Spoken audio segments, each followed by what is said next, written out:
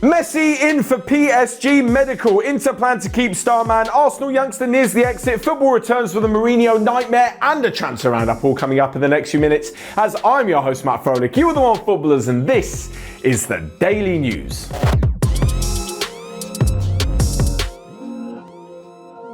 So for those of you that watched Lionel Messi's press conference or the highlights of the weekend, you'll know it was a rather emotional time for the player. Of course, he's leaving Barcelona after that frenzy of news broke over the weekend and at the end of last week. There have been loads of talks about where Lionel Messi is going to end up, but obviously, we all knew once this happened, there was only going to be one of two options. One of them was going to be that dream reunion with Pep Guardiola at Manchester City, but he quickly ruled that out. So the other one is a move to Paris Saint-Germain where he can link up with former teammate Neymar, and of course he can link up with Kylian Mbappe as well, and former rival Sergio Ramos. So Lionel Messi is heading to Paris today to complete a medical and sign on the dotted line, which will earn him, after tax, 25 million euros per season. An astonishing amount of money, and it's a 2-year contract. After all of this, there was so much talk about Lionel Messi, even from last summer. You remember when he handed in the transfer request, said he wanted to leave, and people there's way more chance of Neymar going to Barcelona rather than Messi going to PSG. Well, here we are, a year later, and the unthinkable is actually going to happen. Just seeing him in a shirt that's not the Barcelona shirt is unreal. So to see him in a PSG shirt is going to be a little bit crazy, and you just know later on the season, fate will have it, they will be drawn against each other in the Champions League. As for now though, both teams got off to a pretty good start at the weekend. I mean, yes, it wasn't necessarily a start of the league season for Barcelona, but in a tough game against Juventus in the Joan Gamper Trophy, they won 3-0 thanks to some good goals from Memphis Depay, Martin Braithwaite, and of course Riqui Puig as well. As for PSG, they started their attempt to regain the Liga title from Lille with a 2-1 victory over Troyes, which is a good start from Mauricio Pochettino's men. Next up though, and to Inter Milan and the revolving transfer door, and things are getting very, very confusing. So let's try and take you through all of this. First off, and the deal that will see Romelu Lukaku leave the club and head to Chelsea is almost complete. Around 105 million euros with Zappacosta or 150 million euros without him is the amount that it looks like Chelsea are going to be paying.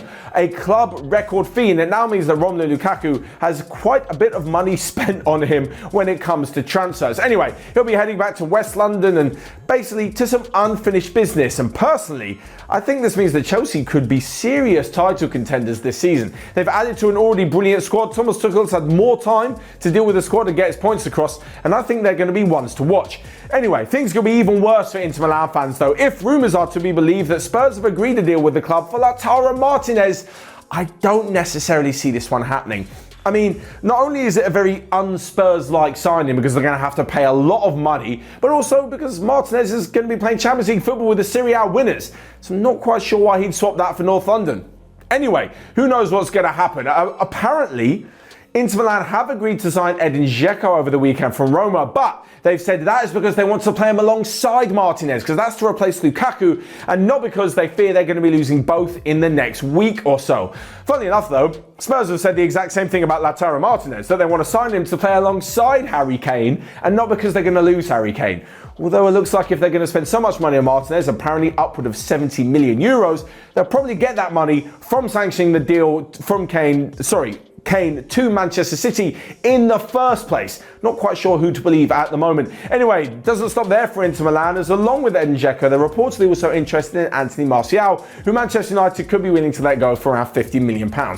It's all very confusing. Everyone wants top strikers, and there's a lot of money that's going to be changing hands in the next few weeks.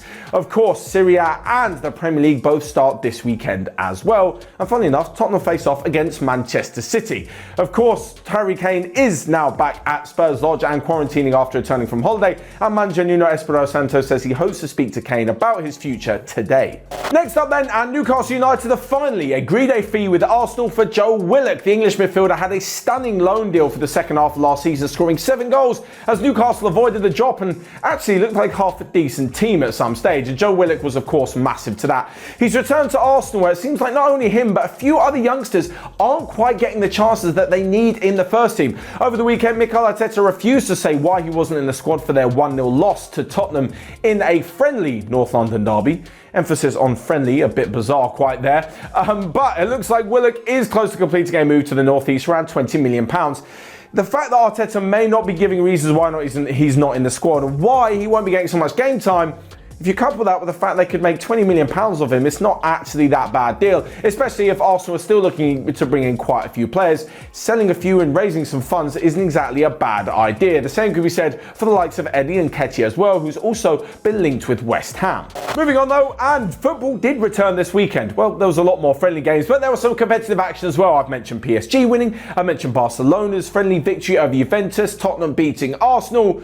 Well, Jose Mourinho had quite the weekend for Roma. His Roma side saw them reduced to 8 men in a 5-2 friendly loss to Real Betis. And on top of all of this, Jose Mourinho also got himself sent off. Not exactly ideal preparations for the new Serie A campaign. Anyway, despite this, there was loads of other football elsewhere as Gareth Bale was back in a Real Madrid shirt and he missed a penalty in a 0-0 draw against AC Milan. Brazil won gold at the Olympics with a 2-1 victory over Spain, who all take home the silver medal. And Leicester beat Manchester City 1-0 in the Community Shield. Another piece of silverware for Leicester, that fantastically well-run club, and for Brendan Rodgers as well.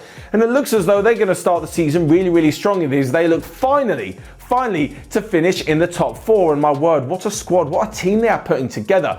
Wasn't exactly the greatest preparation for Manchester City, who had many players at the Euros this summer, but still, you'd expect a little better of such an expensively assembled squad. They lost 1-0 in the last minute to a Kelechi Iheanacho penalty, the striker that used to play for Manchester City. On top of all of this as well, in the Scottish Premier League, it was a good weekend for Celtic, who won 6-0, but for Steven Gerrard's Rangers, they lost their first competitive game in the league in 41 matches with a 1-0 defeat to Dundee. And on top of all of this, it's a new season, but same Erling Braut Haaland. First game of the season in the German Cup, and he's bagged a hat-trick, because of course he did. Because this is Haaland. Like anyone needed any more reminders of just how good he is. Finally then, a quick run up of the rest of the day's transfer news that you might have missed. Southampton are in talks with Liverpool about bringing Alex Oxlade-Chamberlain back to the club 10 years after he left St Mary's. There could be another player through the exit door at Liverpool, as West Ham have reportedly opened talks with the club over Divock Origi. Inter Miami are keeping their options open when it comes to signing Cristiano Ronaldo, whether it's this summer, next summer, or the summer after, as David Beckham really wants him in his team.